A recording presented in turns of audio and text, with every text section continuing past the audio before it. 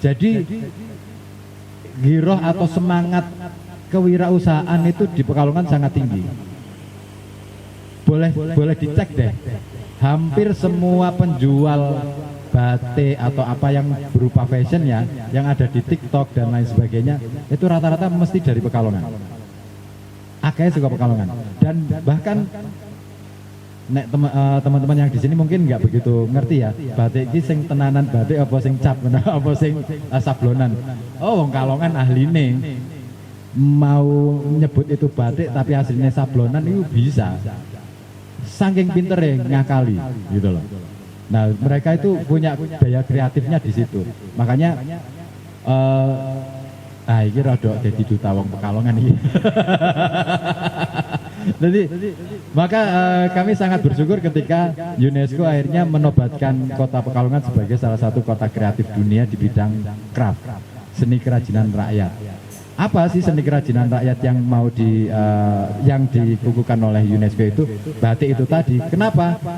Karena produksi batik itu melibatkan banyak orang, banyak komunitas yang dilibatkan.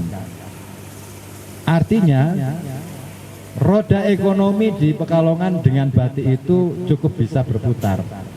Persoalannya hari ini adalah ketika ada gempuran dari luar negeri, katakanlah dari Cina, batik mulai ngos-ngosan.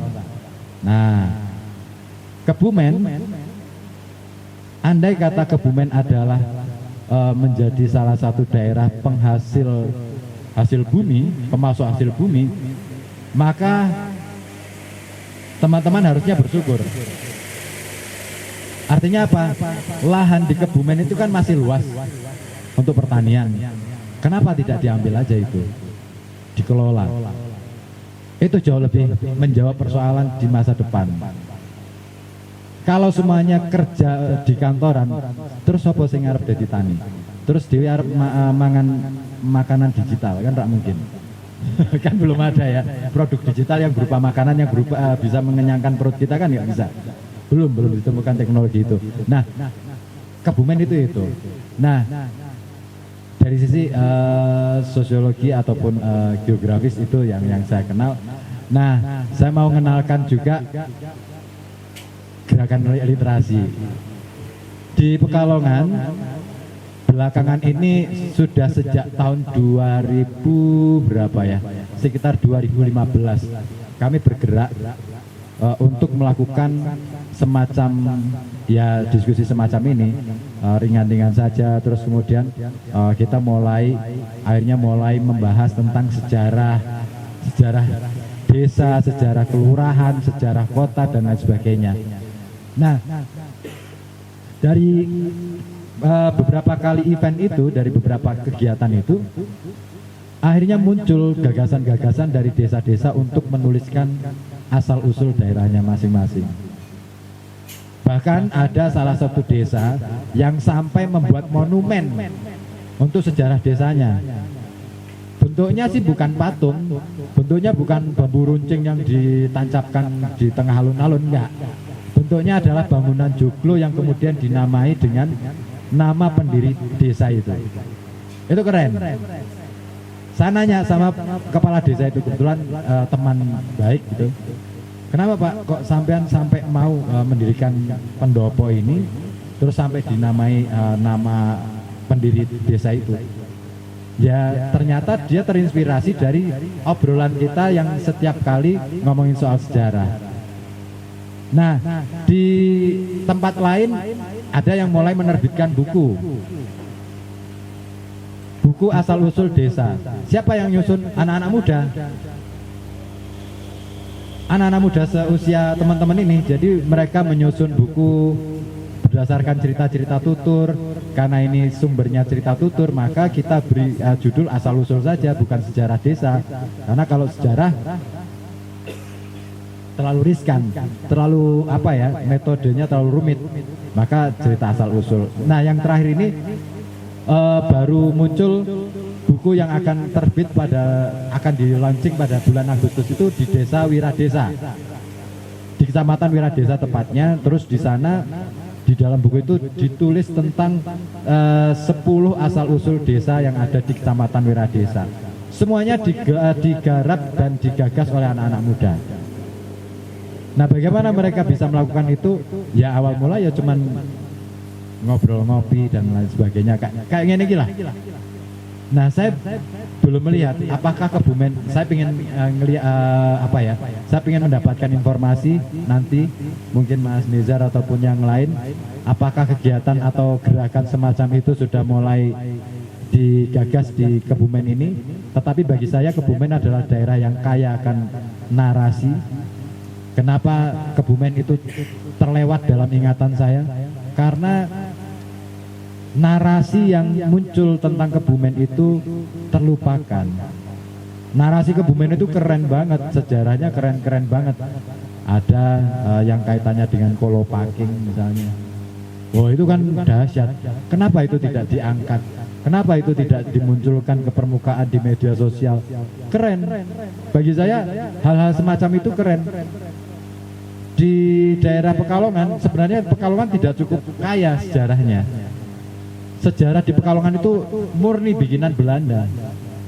Karena kota yang dibentuk oleh Belanda. Semasa Mataram mau menggempur Batavia, itu hanya daerah lewatan. Kalaupun kemudian Baurekso, Ki Ageng Baurekso mau membuat kota praja di sana, itu pun gagal rencana itu, digagalkan oleh Sultan Agung sendiri. Nah, itu hal-hal yang semacam itu kan menarik, intrik dari intrik politik dan lain sebagainya, itu patut untuk kita pelajari sehingga kita menemukan jati diri siapa Kebumen. Nah, itu yang belakangan saya dan teman-teman lakukan, terutama di komunitas Oma Sinau Sogan. Dulu komunitas Oma Sinau Sogan itu hanya sebuah kelompok teater kampus, anggotanya cuma 10 orang. Terus karena berpikir bahwa kalau di kampus selalu manja gitu kan, hanya pingin dapat fasilitas dari kampus gitu kan, mau kegiatan jaluk duit ke kampus, terus tak tokke. Kamu harus keluar, harus mandiri, cari uang sendiri, bikin event sendiri, usahakan semuanya sendiri. Sampai akhirnya mereka bikin yayasan yang namanya Yayasan Oma Sinau Sogan. Nah, dari situ kemudian muncul gagasan-gagasan lain sampai kita berkembang menjadi lembaga pendidikan. Kami punya lembaga pendidikan namanya PAUD Sogan. Pendidikan anak usia dini yang kami jalankan itu memang sengaja membedakan diri dengan PAUD-PAUD yang ada, dengan kurikulum yang kita susun berdasarkan kajian-kajian sejarah yang kita punya. Jadi modul untuk guru-guru yang ngajar di PAUD itu kita bikin dengan konsep ataupun konsepnya adalah sejarah literatur dari daerah. Kita susun bersama dengan guru-guru. Nah, ada misalkan satu materi tentang tokoh mantan jenderal polisi Bugeng, itu kita jadikan materi pembelajaran tentang bagaimana menjadi sosok pejabat yang jujur. Terus kemudian cerita Topo Ngalong Ki Ageng Baurekso itu sebagai cara berpikir yang terbalik. Terus kemudian ada lagi cerita tentang, pokoknya itu. Jadi semua cerita-cerita daerah yang kita punya itu kita angkat, kita jadikan materi untuk pembelajaran, kemudian dielaborasikan dengan pengetahuan-pengetahuan yang lain. Kenapa kami lakukan semacam itu? Karena literasi yang paling inti sebenarnya bagaimana kita mengenali daerah kita masing-masing. Bukan bagaimana kita mengenali Amerika atau Australia yang tidak pernah menjadi tempat tinggal kita. Kecuali kalau Mas Nizar sudah tinggal di sana, wajib hukumnya mengenal Amerika. Kita yang masih di sini ya wajib hukumnya kenal di sini dulu, baru kita ngomong dunia luar. Kita ngomong perang antara Iran dan Israel gitu. Itu setelah kita selesai ngomong soal Kebumen gitu loh. Kita kan belum apa-apa, wah ono Iran nyerang Israel, wah rame gitu kan. Kita selalu seperti itu karena media itu selalu menawarkan yang namanya sensasi. Dan kita terseok-seok untuk mengikuti sensasi media. Itu yang kadang-kala kita nggak sadar. Makanya, ayo kalau memang Kebumen mau bergerak di literasinya, ayo dong. munculkan apa itu Kebumen. Sekalipun mungkin usaha itu butuh waktu yang cukup lama. Kami yang sudah bergerak sejak tahun 2015 saja sampai hari ini masih harus belajar lebih banyak untuk mengenali Pekalongan itu apa. Belum bisa sampai tuntas. Bahkan untuk menggerakkan anak-anak terutama remaja terlibat di dalam gerakan literasi memang itu tantangan terberat, tetapi itu yang mengasihkan. Kami juga kalau di komunitas kami bekerja sama, bukan bekerja sama, kemudian kami menggandeng sekolah-sekolah, menggandeng duta wisata, menggandeng siapapun kita gandeng untuk ikut terlibat, termasuk nanti teman-teman yang ada di duta wisata itu kita terjunkan untuk ngajar ke PAUD, kita terjunkan untuk ngajar ke PKBM dan lain sebagainya. Itu hal-hal yang saya kira juga perlu dilakukan. Ya minimal mereka akhirnya harus melek literasi dengan cara seperti itu. Harus ada praktek yang dilakukan. Kalau sekadar apa ya istilahnya mendiskusikan ataupun gendu-gendu rasa ini ya perlu, tetapi jangan terlalu terbuai dengan gendu-gendu rasa.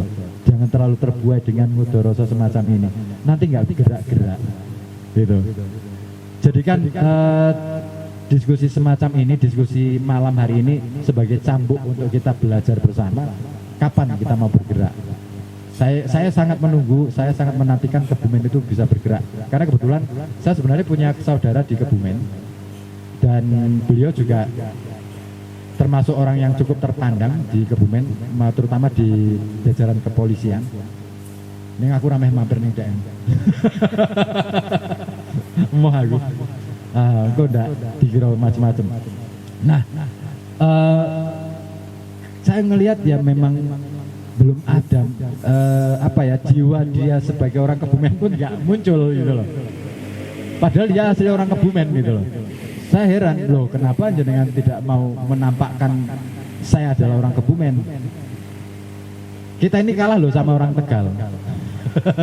Tegal itu keren. Kemana-mana mereka pakai bahasa Tegal. Kalau ketemu dengan sesama orang Tegal sudah deh, wah, obrolannya sudah menjadi Tegal. Pekalongan termasuk orang yang gampang kena angin. Geser sedikit ke timur, kemudian hidup di Semarang, akhirnya logatnya menjadi Semarang. Geser ke selatan, ke Jogja, akhirnya jadi orang Jogja. Nah, sampai nggak mau balik-balik gitu loh. Terus nggak mau mengakui sebagai orang Pekalongan, malah justru senang menjadi orang Jogja. Nah, apakah itu yang terjadi pada Mas Nizar? Itu nanti biar beliau yang menjawab. Karena saya harap Mas Nizar ketika nanti pulang ke Pekalongan ya, ke Kebumen ya, benar-benar menjadi orang Kebumen yang di Amerika pun benar-benar menjadi orang Amerika yang Kebumenan gitu loh. Atau orang Kebumen yang bukan orang Kebumen yang ke Amerikaan ya, tapi orang Amerika yang Kebumenan gitu loh. Wah itu keren. Ya kan tercatat sebagai orang yang tinggal di sana, domisili di sana gitu kan. Itu saya kira yang bisa saya sampaikan. Nanti kita gali lebih dalam lagi mengenai apa sih literasi bersama Mas Nizar dan juga yang lain. Saya tunggu pertanyaan-pertanyaan ataupun pernyataan-pernyataan. Pekalongan keren. Kalau Mas Valentino siapa itu yang kalau setiap malam tengah malam di Metro TV kan selalu itu yang keluar Jakarta keren. Ini Pekalongan keren. Nah, kapan kita akan berucap bahwa Kebumen keren? Sebelum kita lanjutkan, saya perkenalkan dulu di antara beberapa yang datang. Tadi sudah berkenalan di depan dari Duta HIV. Sepengetahuan saya soal duta itu utusan. Saya tanyakan tadi makanya, seberapa dekat Anda dengan HIV begitu? Karena ditulis di situ Duta HIV, AIDS Kebumen gitu. Saya tahunya Anoman Duta itu Anoman diutus. Anoman Duta Ayodhya, Anoman diutus oleh Raja Rama di Ayodhya. Ketika saya ketemu dengan masnya ini, mas siapa mas? Mas Baja. Pertanyaan saya yang muncul, yang ada di benak saya, Mas Baza ini diutus oleh HIV. Maka saya tanya, seberapa dekat Anda dengan HIV? Mungkin nanti bisa kita diskusikan. Kita beri kesempatan. Selain Mas Baza dan Mas apa satunya? Ini yang tingkat 1 kedekatannya yang Mas Baza atau Mas ini? Iya, Mas apa? Yang nomor 1 yang mana maksud saya sebagai duta? Kan ada kepala negara, ada wakilnya, kan begitu? Ya ini ada duta 2 orang, berarti salah satu kan ada yang jadi wakil atau nomor 2-nya, yang nomor 1-nya yang 1. Mas Baza atau siapa ini yang nomor 2? Masa ada matahari kembar? Ada dua-duanya yang kembar. Oh setara, oh iya. Iya oke. Padahal kita butuhkan sebetulnya yang jomplang begitu. Yang satu bagaimana dia berjuang di luar, yang satu pelongo-pelongo di dalam negeri gitu. Selain Mas Baza sebagai duta AIDS, kita juga kedatangan tamu yang sebetulnya mungkin Anda semua belum begitu kenal, ahli filsafat juga. Saya juga baru berkenalan. Dia mengajar dan perlu tahu juga kalau Pak Kasmujo itu bercerita dia dulu dosennya Pak Jokowi. Di sini juga hadir seseorang yang ternyata guru SD-nya Mas Nizar. Siapa namanya Pak? Oh guru SMP Mas siapa? Pak Ustadz Bambang Purwanto. Pak boleh berkenalan lebih lanjut Pak. Ya. Mengajar di mana Pak?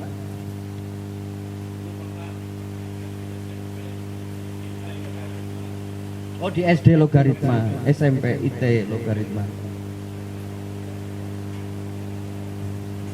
Tapi nanti jangan digerebek terus tanya ijazahnya asli apa enggak ke tempatnya ya, karena dia bukan pembimbing. Selain Pak Bambang juga hadir juga di sini seorang yang sangat berpengalaman. Kalau literasi itu kemampuan untuk belajar, kemampuan untuk memadukan beberapa definisi yang ada di dalam otak, kemampuan untuk ngejumi data-data. Di sini juga telah hadir seorang yang sangat berpengalaman di bidang statistik. Dan itu ketika saya masih kecil, saya suka membaca Api di Bukit Menore, Jejak di Balik Kabut, karya-karya orang Kebumen. Mungkin Anda semua belum kenal, nama lengkapnya Singgi Hadimintarja. Itu penulis besar, wartawan senior Kedaulatan Rakyat. Saya kelas 3 SD membaca buku itu dari rumah beliau yang akan saya sampaikan, saya perkenalkan malam ini. Dia seorang aktivis statistik Kabupaten Kebumen di masa lalu. Dia Pak Rahmat Hadi Prastio. Pak Rahmat seorang pengolah data statistik. Dia juga senior di bidang statistik Kebumen. Saya beberapa kali mengikuti survei data untuk wilayah Kebumen, juga di Semarang, di Salatiga dan sebagainya, berbekal dari beliau. Mudah-mudahan kita suatu saat kalau memang berlanjut acara diskusi semacam ini, kita bisa menimba ilmu lebih banyak kepada beliaunya untuk pengolahan data, merangkai apa sih Kebumen dan sebagainya, kita bisa melakukan banyak beliau. Yang selanjutnya telah hadir bersama kita juga narasumber kita, Mbak Heni Suryaningsih, seorang scriptwriter. Mungkin jenengan hanya sering nonton di TV karyanya, sinetron Amanah Wali setiap bulan Ramadan. Sekarang telah hadir di sini penulisnya. Dia pencatat adegannya. Dia scriptwriter di dalam setiap tayangan scene per scene. Dia harus menghitung berapa detik iklan, berapa detik tampil scene-nya, ambil gambarnya dan sebagainya. Beliau adalah Heni Suryaningsih, orang Panjer juga, orang Kebumen. Jadi kalau tadi Mas dari Sogan ini dari Pekalongan, saya nggak tahu Sogan itu artinya apa, karena itu saya nggak bisa jelaskan. Dari Mas ini heran, kenapa kok tidak mengenal orang-orang besar di Kebumen dan sebagainya. Mungkin benar bahwa siapa yang belajar dari Kebumen, menimba ilmu di Kebumen, masih belum ada kemauan untuk mengajak adik-adiknya atau generasi selanjutnya, atau menentukan arah generasi kita mau dikemanakan dan sebagainya. Dia sibuk di luar Kebumen. Kayak Mbak Surya sendiri, kesibukannya ada di lokasi syuting di Cibubur. Dulu saya waktu ya elek-eleknya lagi pernah nggarap Kian Santang, jadi ketemu di sana di Cibubur. Itulah. Terus kita kenal juga Pak Panji Pragiwaksono, aktif di Amerika, padahal dia orang Karanganyar, Kebumen. Ada Hendri Satrio, pemilik survei kedai kopi, itu orang Bumirejo, Kebumen. Kenapa mereka tidak mau membangkitkan literasi? Tapi dengan adanya diskusi ini, saya tag foto-foto di sini, saya kirim ke sana. Mudah-mudahan itu jadi menggugah hati mereka suatu saat mau bergabung untuk berdiskusi bersama kita. Monggo Mbak Heni, saya persilakan untuk ke depan. Setidaknya kita kenal lebih dulu. Kalau tadi kita mendengarkan pendapat orang Pekalongan soal Kebumen, walaupun saya dengarkan dari tadi malah bercerita soal Pekalongan, bukan soal Kebumennya. Takut. Maka pada kesempatan kali ini Mas Nizar saya sisihkan dulu biar nanti saya takutnya dia bercerita soal Amerika, enggak Kebumen lagi. Saya persilahkan kepada Mbak Heni Surya untuk sesi kedua. Saya tukarkan barangkali sekedar untuk saling berbagi ilmu soal literasi, soal bagaimana dia menjadi scriptwriter dan sebagainya. Monggo waktunya kita persilakan sebelum ke sesi diskusi.